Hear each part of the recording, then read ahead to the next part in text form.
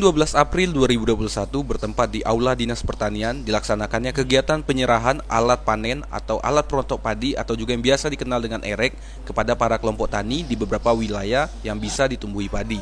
Turut hadir dalam kegiatan kali ini yaitu Bupati Lebong, Sekda Lebong, beberapa kepala dinas, para OPD terkait, serta para kelompok tani di Kabupaten Lebong. Kegiatan ini berjalan dengan lancar dan disambut dengan antusias oleh para kelompok tani. Dalam hal ini, Bupati Lebong menegaskan kepada seluruh para kelompok tani serta masyarakat Lebong untuk mendukung program visi dan misi Bupati agar bisa membangun Lebong menjadi Lebong yang bahagia dan sejahtera.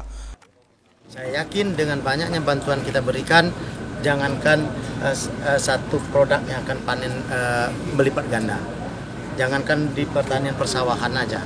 Harapan kita di pertanian lain pun tetap kami optimis. Dan saya pada kelompok tani penerima bantuan agar kiranya untuk dimanfaatkan di kelompok itulah. Dan memang benar-benar dia jalankan kelompok taninya. Jangan dialihkan dan dipindah tangankan. Itu saran saya. Meskipun APBD Kabupaten Lebong masih minim sehingga banyaknya kekurangan di sektor pertanian, pemerintah Kabupaten Lebong akan berjuang keras agar tercapainya kesuksesan produksi di bidang pertanian. Tinggal kami dari pemerintahan ini akan bekerja keras, berjuang keras, bekerja keras bagaimana kekurangan-kekurangan dan sehingga kami bisa mensupport.